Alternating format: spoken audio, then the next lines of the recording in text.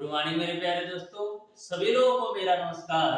स्वागत करते हैं आप सभी का आपके अपने YouTube channel OD study point में। तो प्यारे दोस्तों, आज की क्लास में हम लोग सॉल्व करेंगे मैथमेटिक्स के प्रीवियस ईयर क्वेश्चंस को। डियर स्टूडेंट, ये क्वेश्चन ऐसे क्वेश्चन है जो आपके पॉलिटेक्निक अथवा आईईआरटी एंट्रेंस एग्जाम में मल्टीपल टाइम पूछे गए क्वेश्चन है। डियर स्टूडेंट, जैसा कि आपको पता है कि आपके आईईआरटी एंट्रेंस एग्जाम 2025 का फॉर्म 15 जनवरी से भरा जाना है। यानी कि 15 जनवरी से लेकर के आप 12 मई के बीच आईईआरटी एंट्रेंस एग्जाम 2025 के लिए फॉर्म भर सकते हैं। और डियर स्टूडेंट, बहुत ही बेहतरीन तरीके से हमारे चैनल ओडी स्टडी पॉइंट के माध्यम से तैयारी कर सकते हैं। बिल्कुल free of cost complete preparation मैं करा रहा हूं और YouTube पर आपको कंप्लीट कंटेंट मिल जाएगा। YouTube पर आप सर्च कीजिएगा डियर स्टूडेंट, जिस चैनल पर आप अभी हमें देख रहे हैं ओडी स्टडी पॉइंट।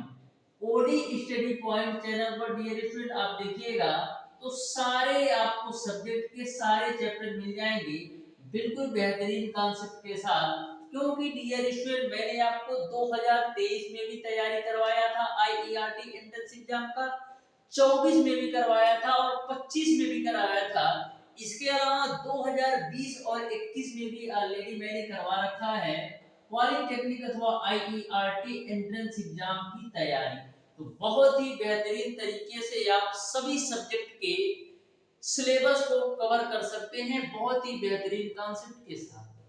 तो डियर स्टूडेंट, बहुत ही बेहतरीन तरीके से सारे क्वेश्चन को हम लोग कवर करने वाले हैं। आप ध्यान से प्रत्येक क्वेश्चन के कॉन्सेप्ट को समझिएगा, जिससे आपको किसी भी क्वेश्चन में किसी भी प्रकार का डाउट और कंफ्यूजन ना रहे। डियर स्टूडेंट, बहुत ही बेहतरीन तरीके से प्रॉपर कॉन्सेप्ट के साथ आपको सारे क्वेश्चन के सॉल्यूशन मैं आपको बताने वाला हूं। तो हमारी आपसे रिक्वेस्ट है डियर स्टूडेंट, यदि आपने अभी तक इस प्यारे से चैनल को सब्सक्राइब नहीं किया है तो सब्सक्राइब जरूर कर लेना और बेल आइकन को भी प्रेस कर लीजिएगा, जिससे हमारी अपकमिंग आने वाली वीडियो का नोटिफिकेशन आपको मिलता रहे। तो बहुत ही बेहतरीन तरीके से आपकी तैयारी चल रही होगी। आइए डियर स्टूडेंट, हम लोग स्टार्ट करते हैं आज की क्लास। देखते हैं क्वेश्चन नंबर 1। तो ध्यान से देखना, बहुत ही बेहतरीन कॉन्सेप्ट आपको सिखाने वाला हूं। तो क्वेश्चन नंबर 1 आपका इस प्रकार से है, यदि समबाहु त्रिभुज का क्षेत्रफल 25 कड़ी में 3 मीटर स्क्वायर हो तो इसका परिमाप क्या होगा, ये आपको बताना है। तो देखो कितना सिंपल सा क्वेश्चन पूछ रखा है। समबाहु त्रिभुज का क्षेत्रफल आपको दे रखा है 25 कड़ी में 3 मीटर स्क्वायर, तो आपको परिमाप ज्ञात करना है। तो डियर स्टूडेंट, समबाहु त्रिभुज का जो क्षेत्रफल होता है वो आपका क्या होता है, समबाहु त्रिभुज का क्षेत्रफल होता है कौणी में 3/4 भुजा का स्क्वायर। यानी कि कौणी में 3/4 इंटू ए स्क्वायर समबाहु त्रिभुज का क्षेत्रफल होता है, जिसकी वैल्यू इन्होंने दे रखा है 25 कौड़ी में 3 के रूप में। तो कौड़ी में 3 से कौड़ी में 3 कैंसिल आउट करोगे तो ए स्क्वायर की वैल्यू आपको मिल जाएगा 100 मीटर स्क्वायर। ए की वैल्यू यहां से निकालिएगा तो 10 मीटर आपको मिल जाएगा। आपको बताना है कि समबाहु त्रिभुज की परिमाप क्या होगी। तो जो समबाहु त्रिभुज का पेरीमीटर होता है, परिमाप होता है, वो आपका होता है 3a। तो 3a की वैल्यू आपका 10, तो यहां से आपका हो जाएगा 30 मीटर। यानी कि जो समबाहु त्रिभुज की परिमाप होगी डियर स्टूडेंट, वो आपका 30 मीटर हो जाएगा। अब समबाहु त्रिभुज का परिमाप 3a क्यों होता है, क्योंकि डियर स्टूडेंट समबाहु त्रिभुज की तीनों भुजाएं एक दूसरे के बराबर होती हैं। समबाहु त्रिभुज की तीनों भुजाएं एक दूसरे के बराबर होती है। यदि यह a है तो यह भी a होगा, तो यह भी होगा, तो पेरीमीटर कितना हो जाएगा, परिमाप आपका जुड़ करके 3a हो जाएगा।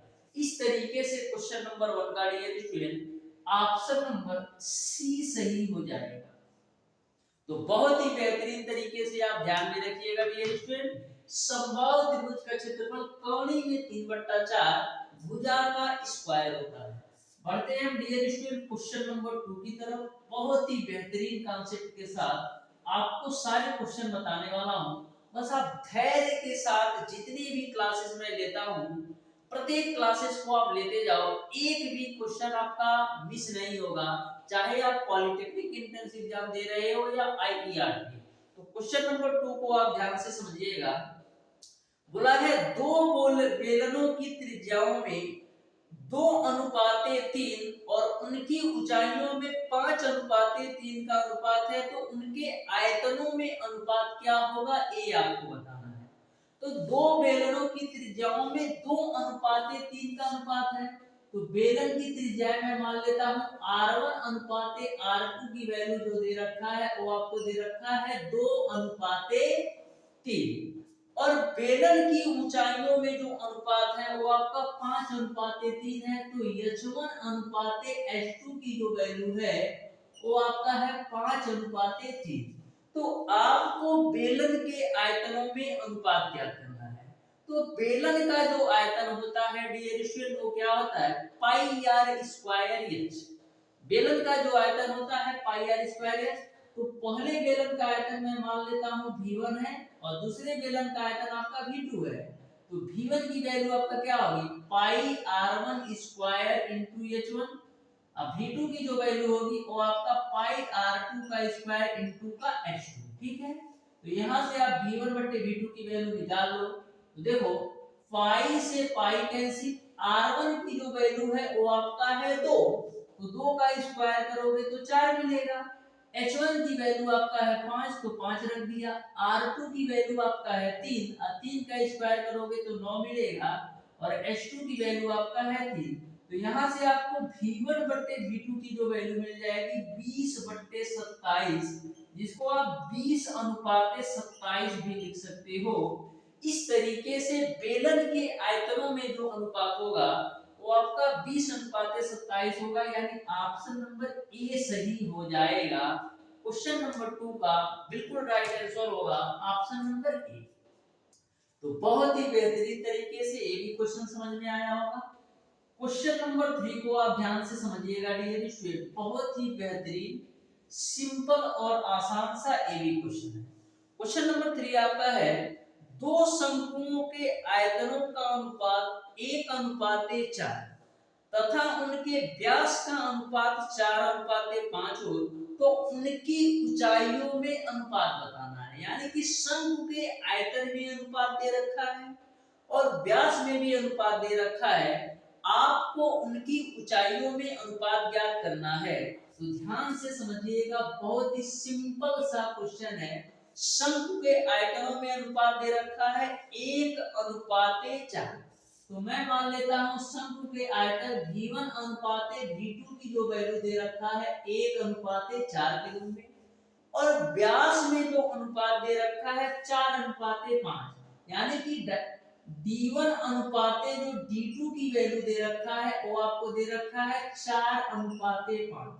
डायमीटर, D का मतलब डायमीटर यानी व्यास होता है, तो D1 अनुपात D2 की वैल्यू आपका 4:5 दे रखा है। तो R1 अनुपात R2 की वैल्यू क्या होगी, जो आपकी त्रिज्या होती है व्यास की आधा होती है, तो R1 अनुपात R2 की वैल्यू निकालोगे तो 2:5/2 आपको मिल जाएगा। यहां तक आपको क्लियर समझ में आया होगा। अब डियर स्टूडेंट, जो शंकु का आयतन होता है वो आपका होता है 1/3 pi r square h. 1/3 pi r square h, तो V1 बट्टे V2 बराबर क्या होगा, 1/3 पाई R1 का स्क्वायर इंटू H1 बटे 1/3 पाई R2 का स्क्वायर इंटू का H2। 1/3 पाई से 1/3 पाई कैंसिल, V1 अनुपात V2 की वैल्यू 1/4 है, तो 1/4 रख दिया। R1 की वैल्यू कितना है, R1 की वैल्यू आपका 2 है, तो 2 का स्क्वायर करोगे 4। H1 की वैल्यू आपको ज्ञात करना है।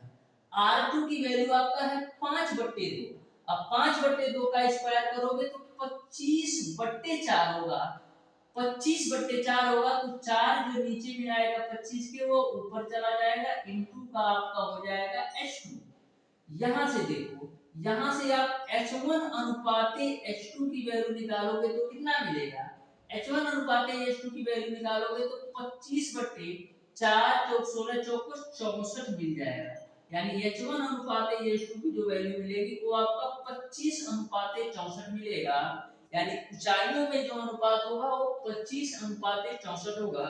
यानी क्वेश्चन नंबर 3 का ऑप्शन नंबर डी सही हो जाएगा। तो यदि आपको बेसिक फार्मूला भी अच्छी तरीके से पता होगा ना तो ऐसे प्रश्नों को बहुत ही बेहतरीन तरीके से सॉल्व कर सकते हो। बिल्कुल सिंपल और आसान भाषा में मैं आपको प्रत्येक क्वेश्चन के कॉन्सेप्ट बताऊंगा। बस ध्यान से आप प्रत्येक क्वेश्चन को समझिएगा डियर स्टूडेंट। इस तरीके से मैं आपको मैथमेटिक्स पढ़ा दूंगा कि आप 90% क्वेश्चन को विद इन 10 से 15 सेकंड के अंदर सॉल्व कर सकते हो। 90% क्वेश्चन को, केवल 10% क्वेश्चन ऐसे होंगे जिसमें आपको ज्यादा टाइम देना पड़ेगा 1 से 2 मिनट, नहीं तो 90% क्वेश्चन ऐसे हो जाएंगे जो आप 10 से 15 सेकंड के अंदर सॉल्व कर सकते हैं। इस तरीके से मैं आपको ट्रिक और कॉन्सेप्ट बताने वाला हूं। और आपको भी पता है डियर स्टूडेंट, जो आपका पॉलिटेक्निक अथवा आईईआरटी एंट्रेंस एग्जाम होता है इसमें टाइम बाउंडेशन होता है।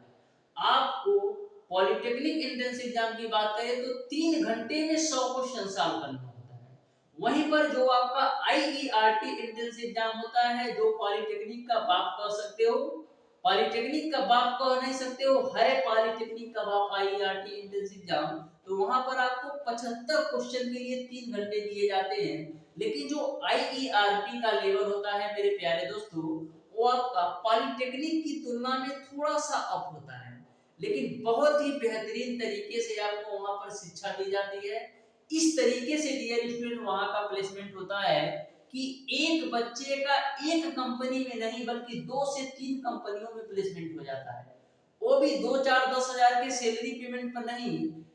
मैंने बताया था एक वीडियो के माध्यम से, जो आपका फॉर्म आया है इस पर मैंने एक वीडियो बनाया है, उसमें मैंने ऑलरेडी बता रखा है कि मिनिमम जो सैलरी पैकेज गया है 2024 के पास आउट स्टूडेंट का वो आपका 2.5 लाख, और जो मैक्सिमम सैलरी पैकेज दिया गया है डियर स्टूडेंट वो आपका 5 लाख गया है।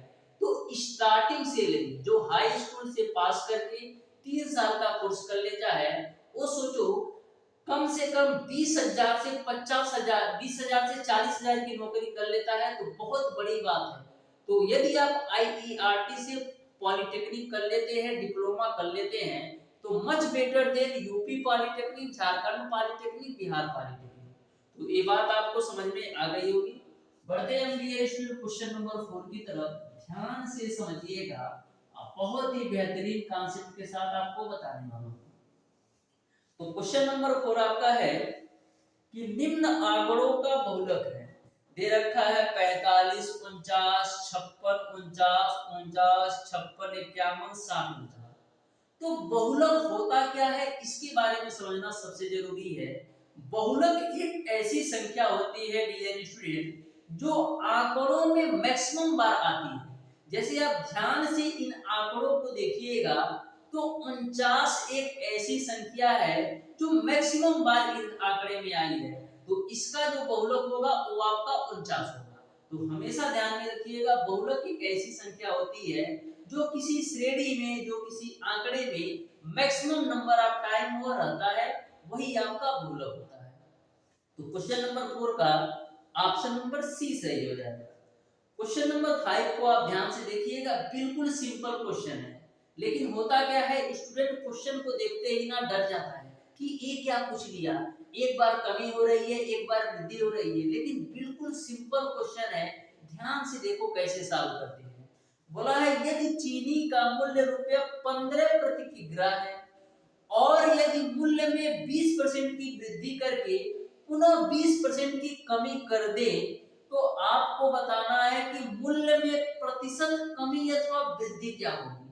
तो कभी भी यदि आपसे ऐसा क्वेश्चन पूछा जाए तो मैक्सिमम 5 सेकंड में सॉल्व कर सकते हो। मैं तो कहता हूं कि बिना पेन उठाए भी सॉल्व कर सकते हो। तो ध्यान से समझो कैसे सॉल्व करना है डियर स्टूडेंट। बोला है कि पहले 20% की वृद्धि होती है, फिर 20% की कमी होती है, तो चीनी के मूल्य में प्रतिशत वृद्धि अथवा कमी बताओ। तो कभी भी यदि आपसे ऐसा क्वेश्चन पूछा जाए कि एक ही वस्तु के मूल्य में पहले वृद्धि होती है फिर बाद में कमी होती है, या एक ही वस्तु के मूल्य में पहले कमी होती है बाद में वृद्धि होती है, तो उसका सिंपल सा फार्मूला है प्रतिशत वृद्धि अथवा कमी। प्रतिशत वृद्धि या कमी बराबर आपका क्या होता है, प्रतिशत वृद्धि अथवा कमी बराबर आपका क्या होता है, x प्लस वाई प्लस का x into Y divided by 100। यह फार्मूला आपको अप्लाई कर देना है। प्रतिशत वृद्धि अथवा कमी के कंडीशन में x plus Y plus x गुणे वाई बटे 100। अब यहाँ पर बात ये समझना है, यदि आपकी वृद्धि होती है तो आपको पॉजिटिव लेना है, यदि आपके मूल्य में वृद्धि होती है तो पॉजिटिव में वैल्यू लेना है, यदि मूल्य में कमी होती है तो निगेटिव में लेना है। इस बात को आप बिल्कुल ध्यान में रखिएगा। तो बोला है चीनी के मूल्य में 20% की वृद्धि होती है, तो x की जो वैल्यू होगी वो आपका 20 हो जाएगा। फिर चीनी के मूल्य में 20% की कमी होती है, तो कमी के लिए हम क्या करेंगे, माइनस का 20 कर देंगे प्लस 20 x की वैल्यू और y की वैल्यू आपको कितना है, माइनस का 20 डिवाइडेड बाय दाब आप 100 कर दो, तो माइनस 20 प्लस 20 कैंसिल, यहां से देखो डबल जीरो से डबल जीरो कैंसिल, तो मिलेगा आपको कितना, माइनस का 4%। अब माइनस वाली वैल्यू क्या शो कर रही है, माइनस वाली वैल्यू ये शो कर रही है कि 4% की कमी हुई है, कि 4% की चीनी के मूल्य में कमी हुई है। यानी क्वेश्चन नंबर 5 का dear student option number A सही हो जाएगा। यदि यही आपका प्लस का 4% रहता तो क्या होता, 4% की वृद्धि हुई है। तो इस बात को आप बिल्कुल अच्छी तरीके से ध्यान में रखिएगा। बढ़ते हैं डियर स्टूडेंट क्वेश्चन नंबर 6 की तरफ। ध्यान से समझना, बहुत ही बेहतरीन तरीके से सारे क्वेश्चन मैं आपको सॉल्व कराऊंगा, बस आप धैर्य के साथ बने रहो डियर स्टूडेंट। इस तरीके से मैं आपको प्रत्येक क्वेश्चन के कॉन्सेप्ट बताऊंगा ना। पिछले 5 सालों से डियर स्टूडेंट मैं आपको पॉलिटेक्निक अथवा आईईआरटी एंट्रेंस एग्जाम की तैयारी करा रहा हूं। आप चैनल पर जाकर के बिल्कुल बेहतरीन तरीके से देख सकते हैं, वो भी बिल्कुल फ्री ऑफ कॉस्ट। YouTube पर आपको देखने को मिल जाएगा। 2020 में भी करवाया है, 21 में भी, 22 में भी, 23 में भी, 24 में भी, और 2025 के लिए भी तैयारी करा है।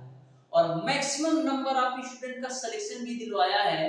मैं तो उतना फोटो वगैरह डालता नहीं हूँ YouTube पर कि ये सिलेक्ट हुए, ये सिलेक्ट हुए, लेकिन आप देख सकते हो डियर स्टूडेंट आईईआरटी में मैंने बहुत ज्यादा सिलेक्शन दिया है। मैंने 2023 में डाला था, आप जाकर के बहुत ही अच्छी तरीके से देख सकते हो। मैंने कम्युनिटी पोस्ट भी किया है उस वर्ष, एक वीडियो भी बनाया था कि कितने रैंक पर कौन सा ब्रांच मिला है, बहुत ही बेहतरीन तरीके से बताया था। वैसे मैं ज्यादा पोस्ट करता नहीं, लेकिन 2023 में किया था, उसको आप देख सकते हो। तो बहुत ज्यादा सिलेक्शन मैं दिलाता हूँ डियर स्टूडेंट, जिसको मैं शो नहीं करता, बस बच्चों का भला होना चाहिए। तो क्वेश्चन नंबर 6 को आप ध्यान से देखिएगा। बोला है दो रेखाओं ax plus by plus c1 बराबर 0 है और ax plus by plus c2 बराबर 0 है के बीच की दूरी है। तो जो स्टूडेंट डियर स्टूडेंट हमारा सरल रेखा चैप्टर को पढ़ रखा होगा, और इसके पहले मैंने समकोणी कार्तीय निर्देशांक बताया था, वो चैप्टर पढ़ रखा होगा, वो क्वेश्चन नंबर 6 को मैक्सिमम 2 सेकंड के अंदर सॉल्व कर सकता है। डायरेक्ट फार्मूला पूछ लिया है, जो आपका क्वेश्चन नंबर 6 है, डायरेक्ट फार्मूला से क्वेश्चन है। दे रखा है ax plus by plus c1 बराबर 0, और दूसरा आपको दे रखा है ax plus by plus c2 बराबर 0। इन दोनों रेखाओं के बीच की दूरी बताना है। तो इसका डायरेक्ट जो फार्मूला है, इन दोनों रेखाओं की जो बीच की दूरी होती है c1 माइनस का c2 divided by root over a square plus का b स्क्वायर होता है। इस बात को अच्छी तरीके से नोट कर लेना। अब मैं यदि आपसे पूछूं कि इन दोनों रेखाओं में सेम क्या है, तो आप कहोगे एक x का जो गुणांक है और जो y का गुणांक समीकरण 1 में है, वही आपका x का गुणांक और y का गुणांक समीकरण 2 में है। केवल समीकरण 1 में c1 है और समीकरण 2 में c2 है। तो दो रेखाओं के बीच की दूरी आप इस तरीके से ज्ञात कर सकते हैं।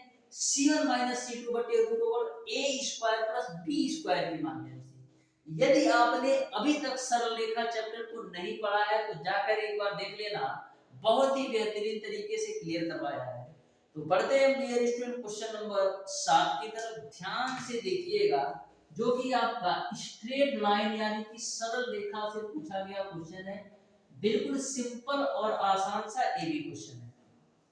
ऐसा क्वेश्चन करीब मैंने 7 से 8 क्वेश्चन करवाया है, जाके एक बार अच्छी तरीके से देख लो ना डियर स्टूडेंट, दिल आपका गार्डन गार्डन हो जाएगा। और सरल रेखा एक ऐसा चैप्टर है जिससे आपके पॉलिटेक्निक अथवा आईईआरटी एंट्रेंस एग्जाम में 3 से 4 क्वेश्चन 100% बनता है।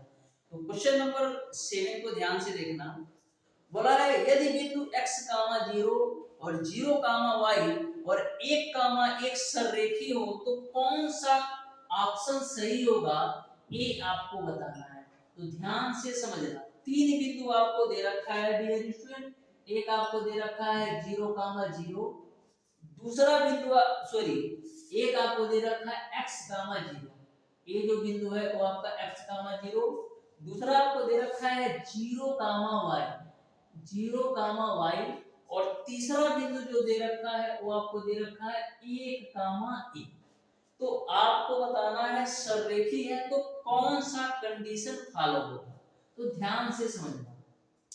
यदि किसी भी त्रिभुज के 3 बिंदु दे रखे हैं और सररेखी होने का जो कंडीशन होता है, त्रिभुज का जो क्षेत्रफल होता है वो 0 होता है।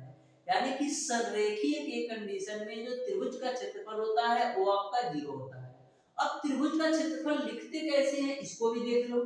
तो 3 बार तुम लिख लो x, y माइनस का y प्लस का x, y माइनस का y प्लस का x, y माइनस का y। त्रिभुज का क्षेत्रफल 0 के बराबर होता है कौन, सररेख के कंडीशन में। अब आपको यहाँ सेट कर देना है 123, 231 और 312। अब सारी वैल्यू रख दो। यह जो वैल्यू है x1, y1 की है, यह जो वैल्यू है x2, y2 की है, यह जो वैल्यू है x3, y3 की है। सारी वैल्यू रखो।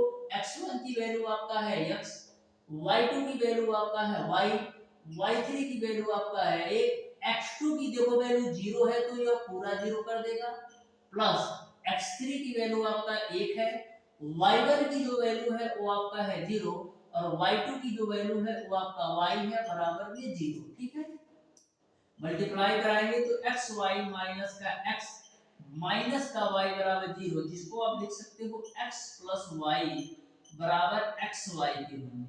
इस तरीके से डियर स्टूडेंट क्वेश्चन नंबर 7 का ऑप्शन नंबर ए बिल्कुल राइट आंसर होगा।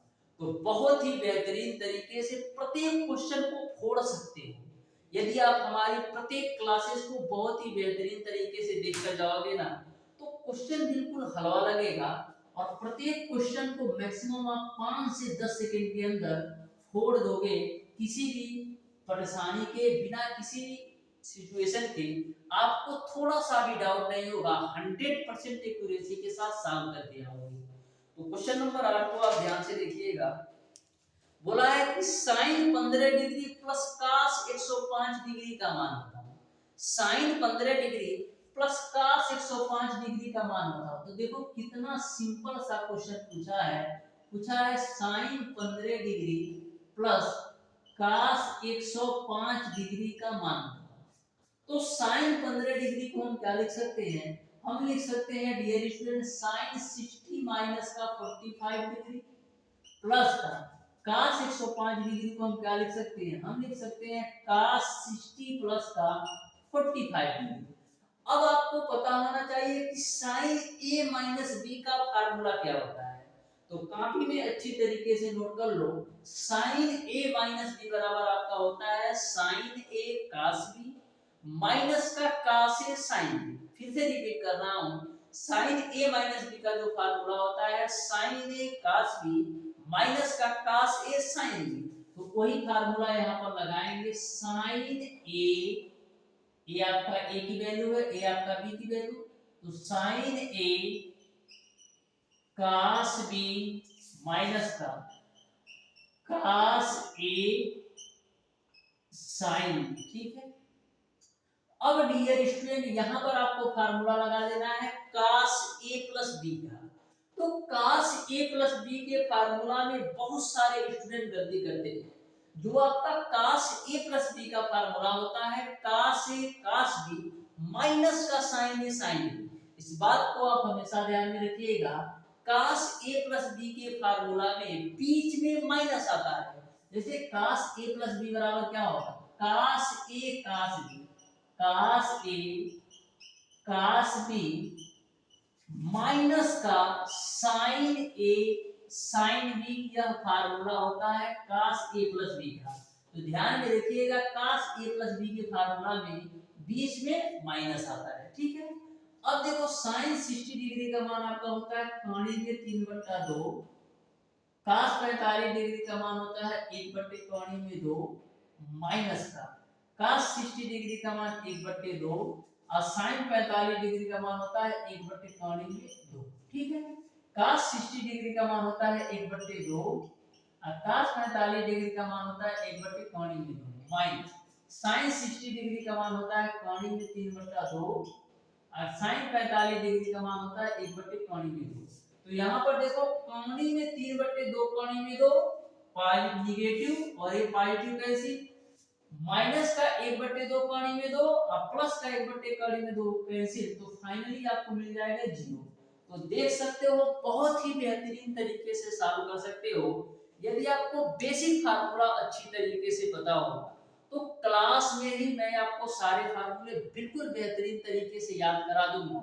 बस आप हमारी प्रत्येक क्लासेस अच्छी तरीके से देखते जाओ, एक भी क्वेश्चन डियर स्टूडेंट आपका मिस नहीं होगा और बहुत ही बेहतरीन तरीके से आप मैथमेटिक्स के 90% से ऊपर क्वेश्चन को बिल्कुल 100% एक्यूरेसी के साथ सॉल्व कर सकते हो। तो क्वेश्चन नंबर 9 को आप ध्यान से समझिएगा। बोला है यदि गोले का आयतन 4851 सेंटीमीटर क्यूब है तो इसके वक्रपृष्ठ का क्षेत्रफल बताओ। गोले का जो आयतन इन्होंने दे रखा है 4851 सेंटीमीटर क्यूब, तो आपको गोले का वक्रपृष्ठ बताना है। तो गोले का आयतन क्या होता है बाबू, गोले का आयतन होता है मेरे प्यारे दोस्तों 4/3 पाई r क्यूब, जिसकी वैल्यू दे रखा है 4851, ठीक है। तो यहां से हम पाई की वैल्यू रख देते हैं 4/3, पाई की वैल्यू रख दो 22/7, r क्यूब बराबर आपका है 4851। 11 से काटेंगे तो 11 दूना 22 और a आपका कटेगा तो 11 चौक 44, फिर 11 चौक 44, 11 कम 11, यानी r क्यूब की वैल्यू आपको क्या मिल जाएगी 441 गुणे 21 बट्टे का नीचे में आपका आ जाएगा 8। तो r क्यूब बराबर हम क्या लिख सकते हैं 444 जो आपका है 21 का होल स्क्वायर है। जो आपका 444 है 21 का होल स्क्वायर है, तो 21 का होल स्क्वायर गुणे 21 को हम क्या लिख सकते हैं 21 का क्यूब, 8 को हम लिख सकते हैं 2 का क्यूब। तो यहाँ से r की जो वैल्यू मिल जाएगी 21/2। यहाँ तक आपको क्लियर है। अब आपको निकालना है कि गोले का वक्रपृष्ठीय क्षेत्रफल क्या होगा। तो गोले का जो वक्रपृष्ठीय क्षेत्रफल होता है मेरे प्यारे दोस्तों वो आपका होता है 4 पाई r स्क्वायर। तो 4 पाई की वैल्यू रख दो 22/7, r की वैल्यू 21/2 है, तो इसको हम लिख देंगे 21/2 गुणे 21/2। 2 दूना 4 से 4 कैंसिल, 7 से काटेंगे तो 7 तरीके के 22 का गुणा 3 में करोगे तो 66 मिलेगा, गुणे आप कर दो 21। तो 21 छक्का कितना होता है 21 छक्का आपका होता है डियर स्टूडेंट 126, हासिल बचे 12 और 21 छक्का 126 में 6 जोड़ोगे तो 132, यानी 1326 सेंटीमीटर स्क्वायर हो जाएगा। 1326 सेंटीमीटर स्क्वायर होगा। इस तरीके से क्वेश्चन नंबर 9 का ऑप्शन नंबर बी सही हो जाएगा। एक बार चेक कर लो 22 3 66, ठीक है 21 से गुणा करना है तो 21 छक्का आपका कितना होगा 6 दूना 12, 6 126 को 6 126 में 12 जोड़ोगे, 126 में 12 जोड़ना है ना यार, 126 में 12 जोड़ोगे तो कितना होगा 126 2 28 10 29, यानी 138 होगा ना, यानी 1386 सेंटीमीटर स्क्वायर आंसर आएगा। 1386 सेंटीमीटर स्क्वायर आपका आंसर होगा क्वेश्चन नंबर 9 का। ऑप्शन नंबर बी सही हो जाएगा। तो बहुत ही बेहतर तरीके से आपको यह भी क्वेश्चन समझ में आया है। डियर स्टूडेंट, ध्यान में रखिएगा, आपको किस पब्लिकेशन की बुक से पढ़ रहे हैं यह मैटर नहीं करता। बहुत सारे स्टूडेंट कंफ्यूजन में रहते हैं कि हरियंत पब्लिकेशन की बुक से पढ़ें कि भारत भारती से पढ़ें या और पब्लिकेशन की बुक से। लेकिन हमेशा मैं आपको बोलता हूँ डियर स्टूडेंट, किस पब्लिकेशन की बुक से पढ़ रहे हो यह मैटर नहीं करता है। मैटर यह करता है डियर स्टूडेंट कि आपको अच्छी तरीके से कॉन्सेप्ट पता है कि नहीं। क्योंकि किसी भी पब्लिकेशन की बुक से आपके पॉलिटेक्निक अथवा आईईआरटी एंट्रेंस एग्जाम में क्वेश्चन नहीं पूछे जाते हैं, बस उस कॉन्सेप्ट पर क्वेश्चन पूछे जाते हैं। तो हम करते क्या है, कॉन्सेप्ट पर ही ध्यान देते हैं। कॉन्सेप्ट को यदि आप अच्छी तरीके से समझ जाओगे तो एग्जामिनर कहीं से भी क्वेश्चन पूछ लेगा मेरे प्यारे दोस्तों, आप बहुत ही बेहतरीन तरीके से सॉल्व करके आओगे। इसलिए हमेशा बोलता हूँ कॉन्सेप्ट पर ध्यान दो, क्वेश्चन को रटना बिल्कुल नहीं है। यदि रट कर जाओगे तो पूरी तरह से गुड़ गोबर हो जाएगा। कॉन्सेप्ट से पढ़कर जाओगे तो एग्जामिनर किसी भी तरीके से कहीं से उठा के कहीं पटक दे, आप बहुत ही बेहतरीन तरीके से क्वेश्चन को फोड़ सकते हो। तो क्वेश्चन नंबर 10 को आप ध्यान से देखिएगा। बोला है यदि यदि घन का जो संपूर्ण पृष्ठ क्षेत्रफल है वो आपका 384 सेंटीमीटर स्क्वायर है, तो घन का आयतन हमें बता दो। तो देखो कितना सिंपल सा क्वेश्चन पूछा है, बहुत ही बेहतरीन और सिंपल सा क्वेश्चन है। बोला है यदि घन का संपूर्ण पृष्ठ 384 सेंटीमीटर स्क्वायर है, तो घन का जो संपूर्ण पृष्ठ होता है डियर स्टूडेंट वो आपका क्या होता है 6a स्क्वायर।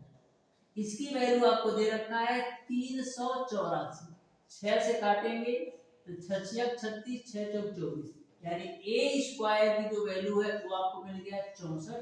तो a की जो वैल्यू मिल जाएगी वो आपको मिल जाएगा 8 सेंटीमीटर। ठीक है, आपको बताना है घन का आयतन क्या होगा। तो घन का जो आयतन होता है वो आपका साइड का क्यूब यानी भुजा का क्यूब। तो 8 का क्यूब कर दोगे कितना होगा 512 सेंटीमीटर क्यूब, यानी घन का जो आयतन होगा वो आपका 512 सेंटीमीटर क्यूब होगा, यानी ऑप्शन नंबर बी सही हो जाएगा।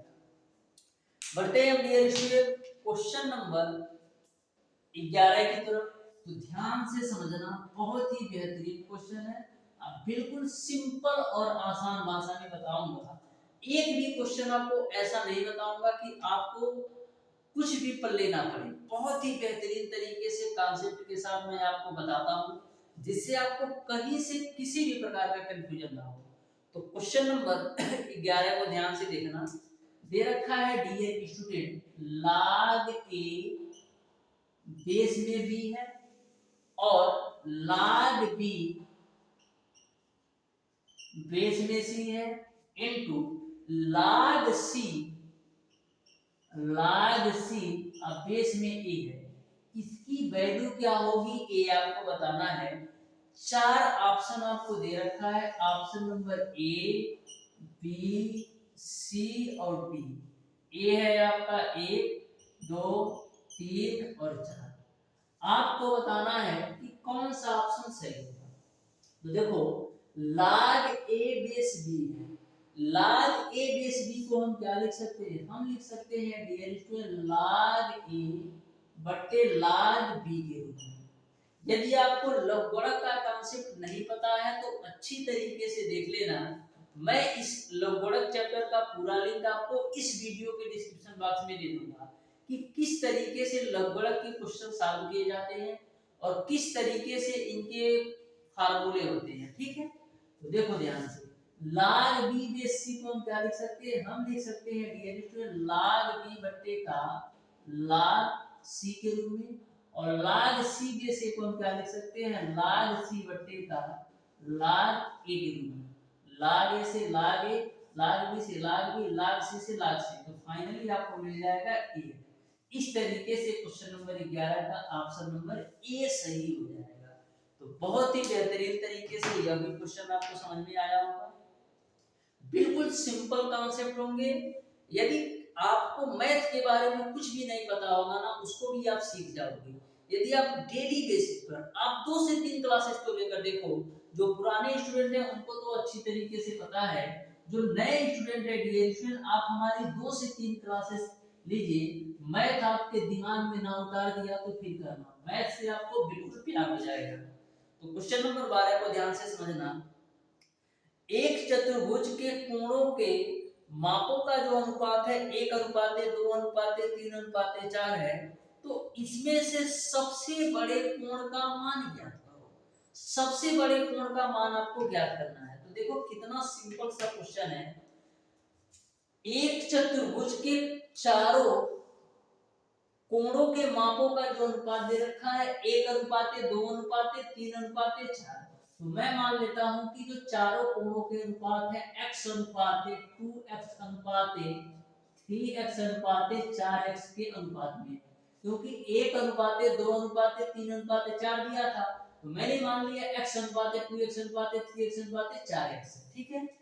अब आपको पता है मेरे प्यारे दोस्तों कि किसी भी चतुर्भुज के चारों कोणों का जो योग होता है वो आपका 360 डिग्री होता है। किसी भी चतुर्भुज के चारों कोणों का जो योग होता है वो आपका 360 डिग्री होता है। तो चारों कोण क्या दे रखा है 4x 3x 2x और x, सबको जोड़ोगे तो कितना मिल जाएगा 4 के साथ 2 9 1 10x, यानी कि 10x की जो वैल्यू है वो आपका 360 डिग्री हो जाएगी, क्योंकि किसी भी चतुर्भुज के चारों कोणों का जो योग होता है वो आपका 360 डिग्री होगा। यानी कि इन चारों कोणों का योग जो 10x की वैल्यू होगी 360 होगी। तो यहां से a0 से 0 खपचे में तो x की जो वैल्यू मिल जाएगी वो आपका 36 डिग्री मिल जाएगी। आपको बताना है चतुर्भुज के सबसे बड़े कोण का मान। तो सबसे बड़ा कोण की माप कितना है 4x के बराबर, तो 4x की वैल्यू रख दो 36, तो मिल जाएगा आपको 4 6 24 4 3 12 14, यानी 144 डिग्री आपको मिल जाएगा। इस तरीके से त्रिभुज के सबसे बड़े कोण का जो मान होगा वो आपका 144 डिग्री होगा, यानी ऑप्शन नंबर ए सही हो जाएगा। बढ़ते हैं हम डियर स्टूडेंट क्वेश्चन नंबर 13 की तरफ। ध्यान से समझना, बहुत ही सिंपल और बहुत ही आसान सा क्वेश्चन है। यदि आप कॉन्सेप्ट से पढ़कर जाओगे तो इस तरीके से मैं आपको क्वेश्चन नंबर 13 बताने वाला हूं। वैसे तो मैक्सिमम स्टूडेंट ऐसे होंगे जैसे ही क्वेश्चन नंबर 13 देखा तुरंत स्किप करके आगे बढ़ जाएंगे, लेकिन आपको बिल्कुल आगे नहीं बढ़ना है। बिल्कुल सिंपल क्वेश्चन होते, ध्यान से समझो कैसे सॉल्व करना है। तो देखो बोला है कि राहुल रुपया 50 में 12 सेब खरीदता है, ठीक है, और रुपया 50 में 8 सेब के भाव से बेच देता है, तो उसका प्रतिशत लाभ ज्ञात करो। राहुल एक लड़का है जो कि 50 रुपया में 12 सेब खरीदता है और 50 रुपया में 8 सेब के रेट से बेच देता है, तो उसका प्रतिशत लाभ ज्ञात करो। तो सबसे पहले ध्यान से आ जाओ व्हाइट बोर्ड पर, बिल्कुल सिंपल तरीके से तुमको समझाता हूं।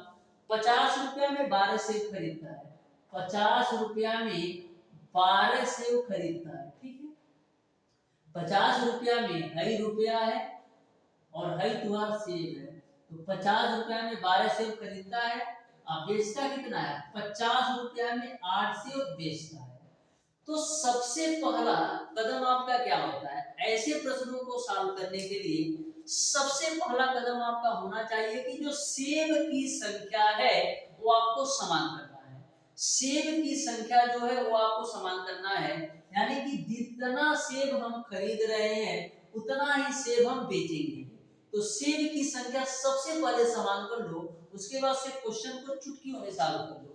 तो सबसे पहले हम सेब की संख्या समान करते हैं, तो इसमें हम 2 से गुणा करते हैं, यहाँ से भी और यहाँ भी 2 से, और यहाँ पर भी हम 3 से गुणा कर लेते हैं और यहाँ पर भी हम 3 से गुणा कर लेते हैं। तो आपको क्या मिल जाएगा 100 रुपया में 24 सेब खरीदा और 150 रुपया में वो क्या कर रहा है 24 सेब बेच रहा है, यानी कि हमने सेब की संख्या को समान कर दिया। तो यहाँ पर सेब की संख्या तो समान हो गई, लेकिन 100 रुपया की चीज को 150 रुपया में बेच रहा है। 100 रुपया की चीज को 150 रुपया में बेच रहा है, तो कितने का लाभ कमा रहा है 50 रुपए का लाभ कर रहा है। किस पर? 100 रुपया पे। परसेंटेज में चेंज करने के लिए 100 से मल्टीप्लाई कर लो, 100 से 100 कैंसिल, तो फाइनली आपको मिल जाएगा 50%, यानी कि 50% का लाभ कमा रहा है। तो देख सकते हो कितना सिंपल क्वेश्चन है, लेकिन जब पढ़ के जाओगे तब तो क्वेश्चन नंबर 14 को ध्यान से समझो। उसके बाद से क्वेश्चन नंबर 15 आपको सॉल्व करना है, तो बहुत ही बेहतरीन तरीके से ध्यान से समझिएगा क्वेश्चन नंबर 14 को। उसके बाद से क्वेश्चन नंबर 15 आप सॉल्व कीजिएगा। तो क्वेश्चन नंबर 14 बिल्कुल सिंपल क्वेश्चन है, ध्यान से समझिए। देखो बोला है दो संख्याओं का योग 60 है तथा उनका अंतर उनके योग का 1/6 है, तो उनका मौसा ज्ञात करो। तो देखो क्वेश्चन को किस तरीके से तोड़ मरोड़ के पूछा है, लेकिन क्वेश्चन बिल्कुल सिंपल है, ध्यान से समझो। क्वेश्चन में बोला है डियर स्टूडेंट कि दो संख्याओं का योग आपका 60 है, तो मैं मान लेता हूं कि दो संख्याएं x और y है जिनका योग जो है वो आपका 60 है। यहां तक आपको क्लियर है, ठीक है। फिर क्वेश्चन में बोला है कि उनका अंतर उनके योग का 1/6 है। उनका अंतर, उनका जो अंतर है उनके योग का 1/6 है, तो उनके योग का मान कितना है 60, इसका 1/6 है। क्या क्वेश्चन में बोला था कि संख्याओं का जो अंतर है उनके योग का 1/6 है, तो मैंने वैसा कर दिया। अब 6 से काटो तो 6 रही हम 60, यानी x माइनस y की जो वैल्यू मिल जाएगी 10 मिल जाएगी। इसको मान लो समीकरण 1, इसको मान लो समीकरण 2। समीकरण 1 और 2 को हल करोगे तो आपको जो x की वैल्यू मिल जाएगी वो आपको मिल जाएगी 35, और x की वैल्यू 35 समीकरण 1 में रखोगे तो y की वैल्यू आपको मिल जाएगी 25। लेकिन यहां तक आपका क्वेश्चन सॉल्व नहीं होता है, आपको इन संख्याओं का मौसा ज्ञात करना है। तो 35 को हम लिख सकते हैं 7 गुणे 5 के रूप में, 25 को हम लिख सकते हैं 5 गुणे 5, दोनों में कॉमन क्या है केवल और केवल 5। तो इस तरीके से जो आपका मौसा हो जाएगा वो आपका 5 हो जाएगा। इस तरीके से क्वेश्चन नंबर 14 का ऑप्शन नंबर सी सही हो जाएगा, जो मौसा होगा वो आपका 5 होगा। क्वेश्चन नंबर 15 को आप ध्यान से समझ लो, इसको आपको सॉल्व करना है और बहुत ही बेहतरीन तरीके से सभी लोग सॉल्व कीजिएगा और बताइएगा कौन सा ऑप्शन सही होगा। बोला है चक्रवृद्धि ब्याज पर दी गई कितनी धनराशि 3 वर्ष में रुपया 5000 हो जाएगी यदि ब्याज की दर पहले वर्ष के लिए 2% है, दूसरे वर्ष के लिए 3% है और तीसरे वर्ष के लिए 4% है। तो आपको बताना है कि मूलधन कौन सी है जो कि 3 वर्षों में 5000 हो जाएगी, जबकि ब्याज की दर पहले वर्ष आपका 2% है, दूसरे वर्ष 3% है और तीसरे वर्ष आपका 4% है। तो जो स्टूडेंट हमारी साधारण एवं चक्रवृद्धि ब्याज वाली वीडियो देखा होगा वो इस क्वेश्चन को मैक्सिमम 15 से 20 सेकंड के अंदर सॉल्व कर सकता है। तो इस क्वेश्चन को आप सॉल्व कीजिएगा और बताइएगा डियर स्टूडेंट कि कौन सा ऑप्शन सही होगा। तो प्यारे दोस्तों आज की क्लास आपको कैसी लगी कमेंट बॉक्स में कमेंट करके जरूर बताइएगा। मिलते हैं डियर स्टूडेंट नेक्स्ट क्लास में, तब तक के लिए